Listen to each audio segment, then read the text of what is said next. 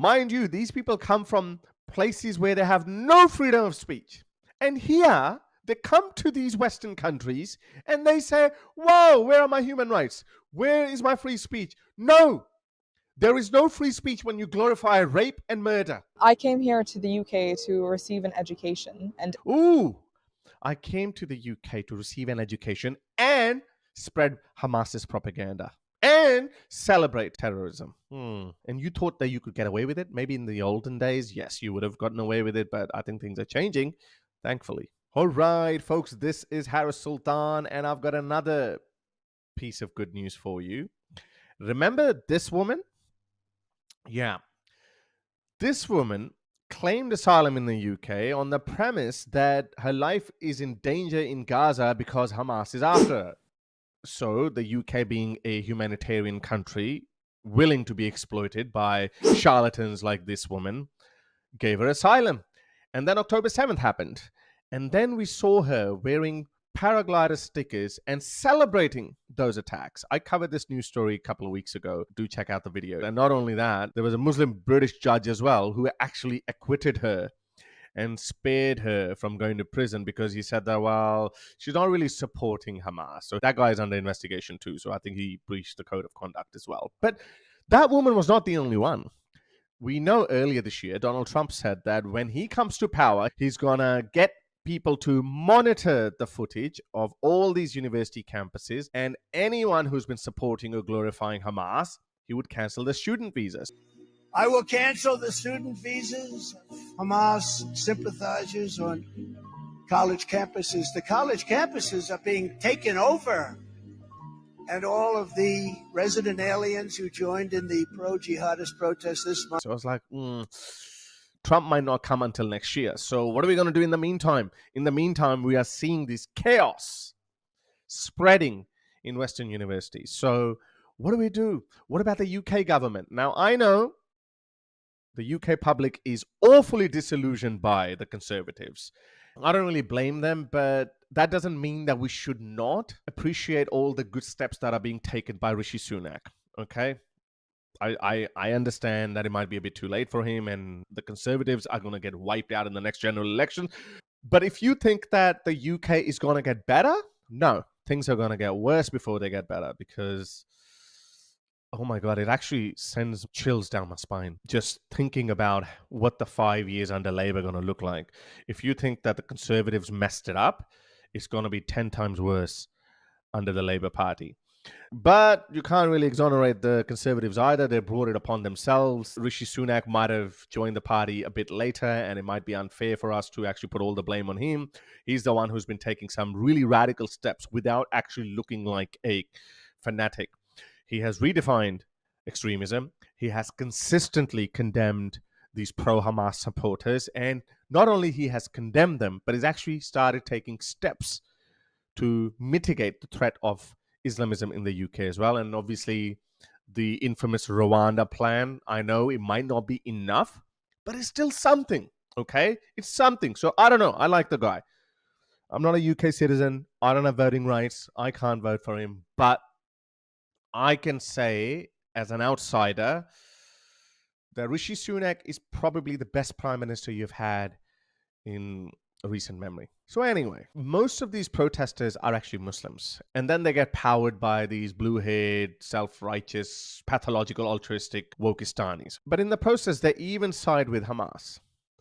It's one thing to support the Palestinian cause. It's totally understandable, but it's quite another to actually support Hamas. There's so many Muslim propagandists, moderate Muslims, lipstick-wearing Muslims, Muslims without any hijab or beards. They speak the language of radical fundamentalist Muslims and they support Hamas openly. Why are we allowing this? Where is this going? So I want to share this video with you. This woman, just like the last woman who had claimed asylum on the grounds that her life was in danger in Gaza at the hands of Hamas, and then she was celebrating Hamas. How does that make sense? These people take you for a fool. They milk Western generosity. They milk it. I'm not really a conspiracy theorist, but I genuinely believe that if not all, then there are some elements that have been deliberately planted in Europe and America and Canada to go there and destabilize them. We know Putin does that, but Russian people are not as organized as these Islamist propagandists. Putin wants to destabilize the West. We know that. China wants to destabilize the West, but their people don't really go to these Western countries and destabilize from within. They don't do that. But Islamist propagandists, they do that because they have a strong Islamic ideology to fall back to.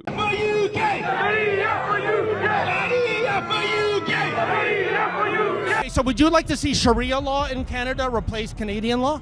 At some point it will, because we have families, we are making babies. You're not. Your population is going down the slump, right? By 2060, Muslims will be the biggest religious group the world over. What are you going to do then? We owe our allegiance and our loyalty first and foremost to our religion, not to the Queen, to be honest. When I went for my so-called oath, I was silent, I didn't say anything. It was your responsibility to make sure you got it out of me. So when I didn't say anything, I'm not liable to any. So who are these people who are instigating these protests at university campuses? They're not all wokes. Most of them are radical Islamists, and they have an agenda, and they're taking you for a fool. So one such woman got her student visa cancelled, and have a listen to her BS. I'm going to show you that video, but before we go further, like, share, and subscribe to the channel. And if you'd like to support me, you can be my patron by going to patreon.com/Harris Sultan, or you can buy me a coffee. So let's get to today's video. So it looks like Rishi Sunak has finally put certain things in motion. And one of those things is cancelling the visas of those people who come to the UK and then instigate chaos. They're destroying the fabric of Western society from within. Trump warned that he would cancel the student visas of those people who are not American citizens, but Rishi Sunak has already started acting on it.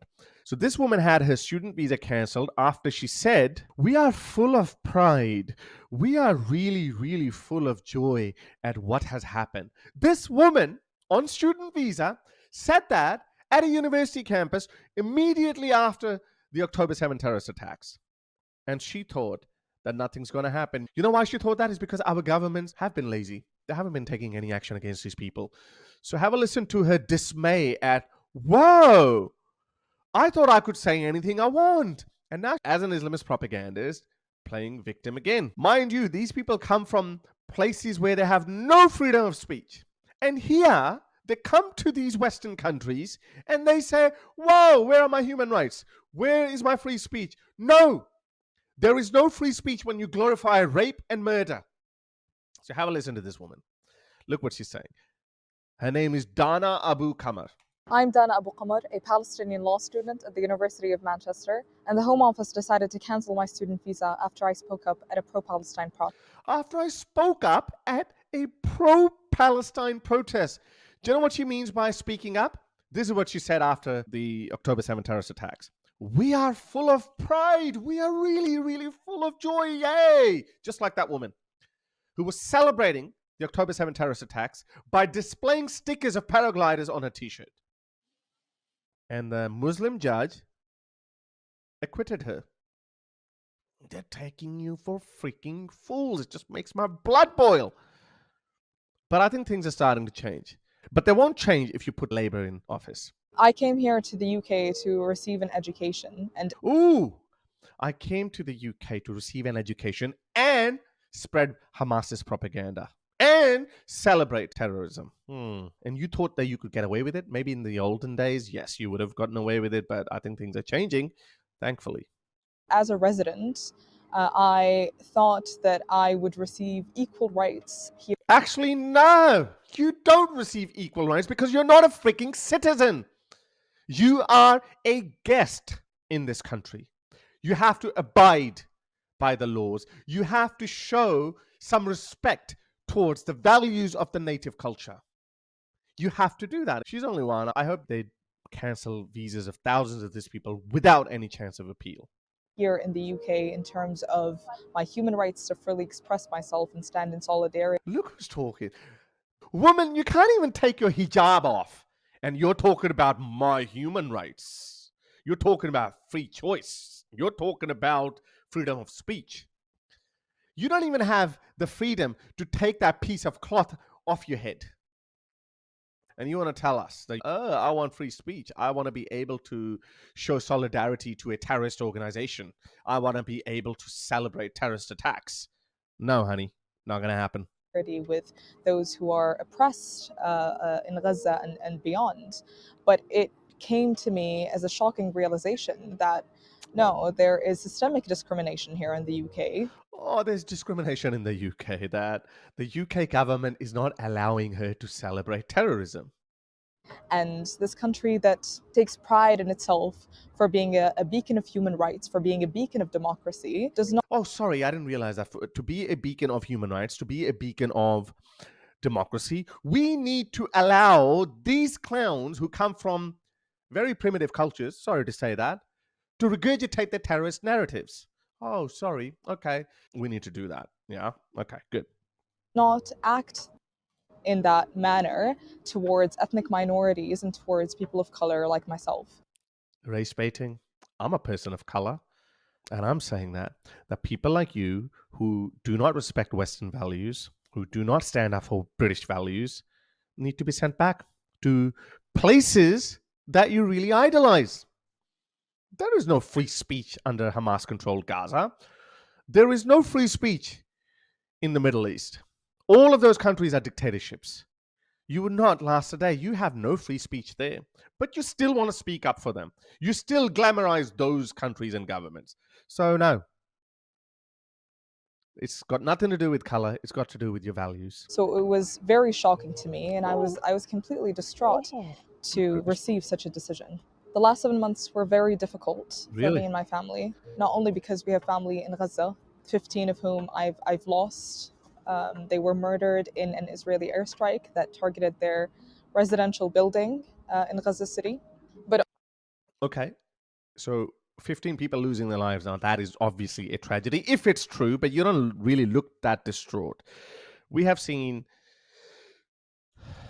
Okay, I'm going to say something which might sound a bit cold, but it is absolutely true.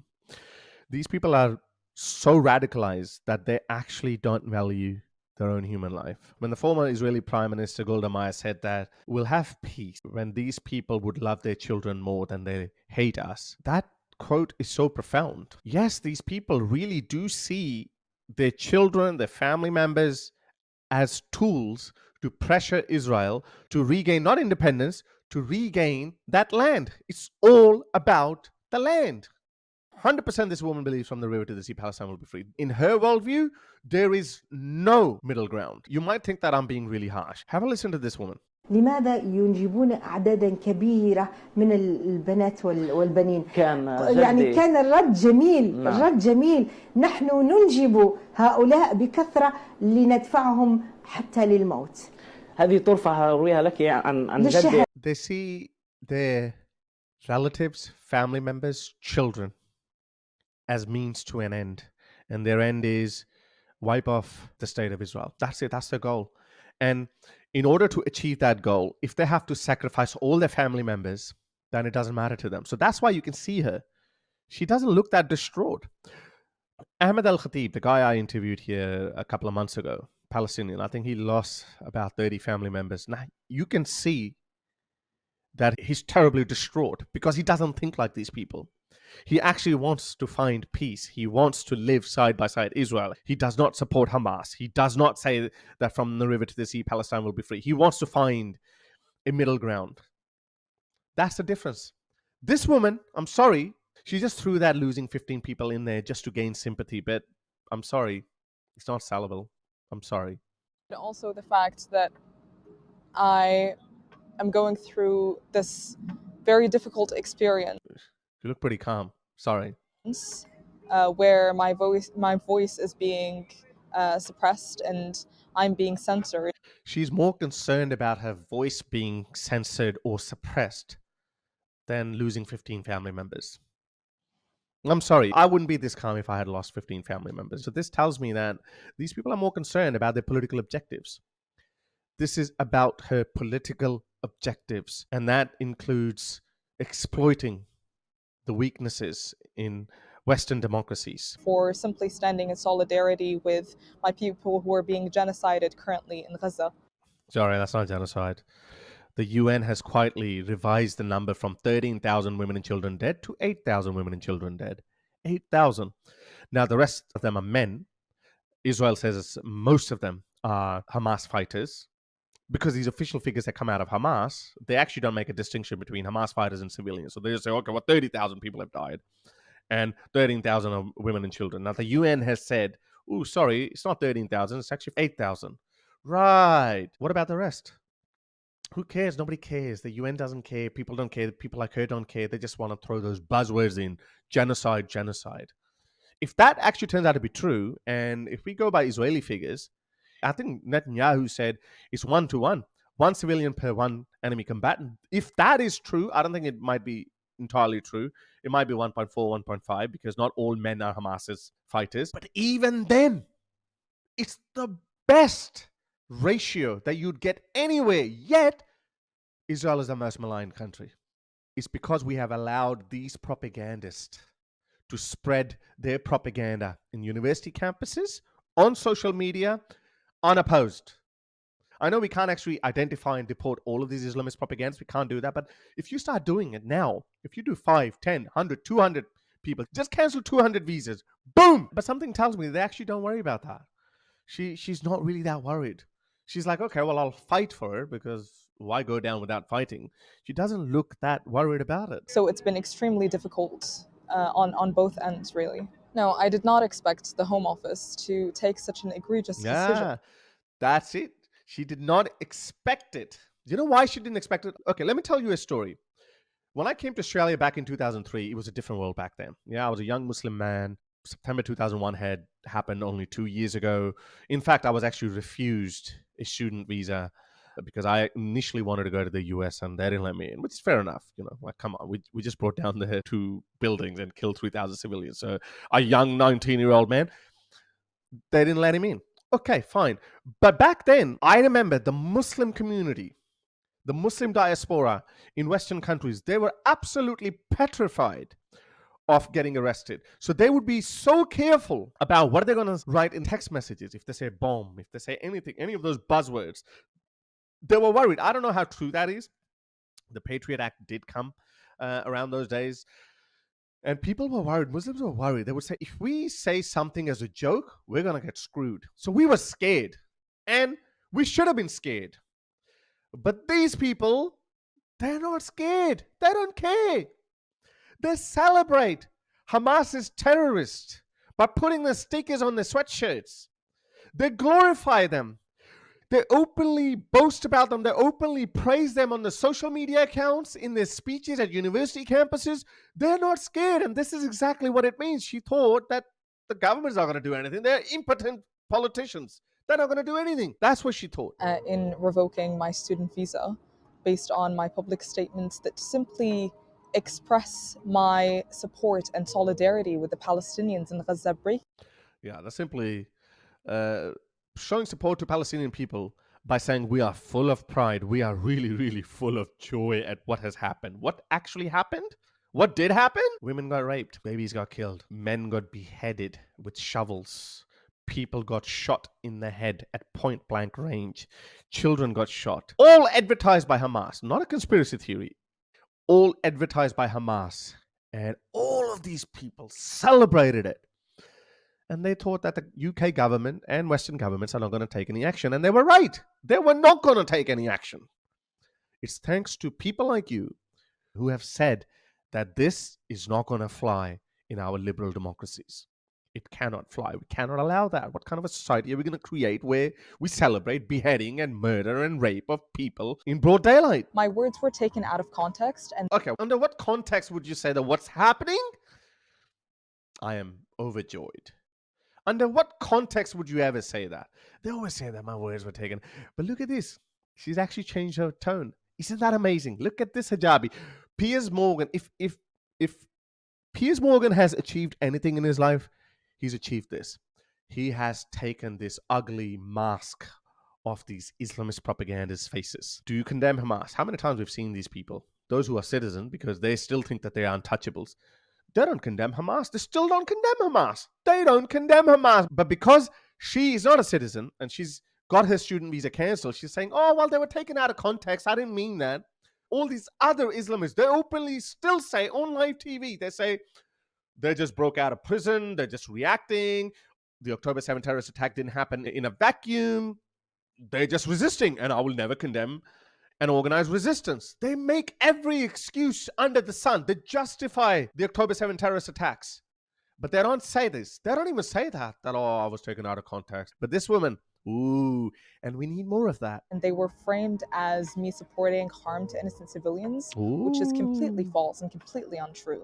I think it's an outrageous claim that the Home Office is making by deeming me a national security threat. I'm a 19-year-old who has done nothing but go to school and advocate for social justice. And celebrated terrorist attacks and said that, oh, my heart is full of joy at what has happened. And try and be an asset to my community. She's not just a national threat to the UK. People like her are a civilizational threat to the entire Western society.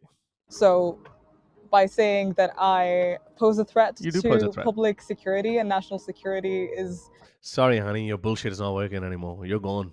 You're gone. People like you are gone. Your days are numbered. A completely baseless claim. By targeting myself and fellow Palestinian activists. Fellow pro-Hamas activists. That are speaking up against this genocide. The government... There is no genocide. There's no genocide. In a military operation as intense as this, where 70% of the buildings have been leveled, have been razed to the ground, you've only had, 7,000 women and children dead, and let's just say maybe 3,000 innocent men, civilian casualties. That's 10,000 civilians have died. 10,000 is a big number. I'm sorry. My heart goes out to those people. But in a military operation where the opposition, i.e. Hamas, they want their civilians to die. They want to maximize their civilian casualty. This is the only military conflict in the history of mankind where a party cannot inflict casualties on the other side. So as a military strategy, they want to inflict casualties on their own people as much as possible. This is how they think they're going to win. And look, to some extent it works. Biden is shaking.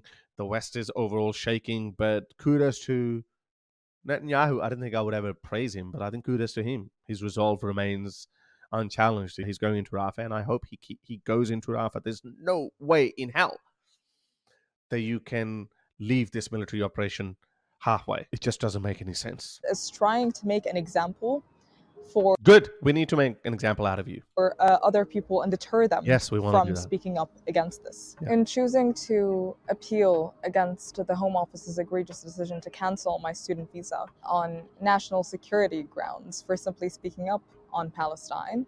For speaking up for Hamas and celebrating the terrorist attacks. I am not only defending my rights as an individual to freely express my political and humanitarian... All right, get lost. Heard you enough. So I don't know how long this appeal process is going to take.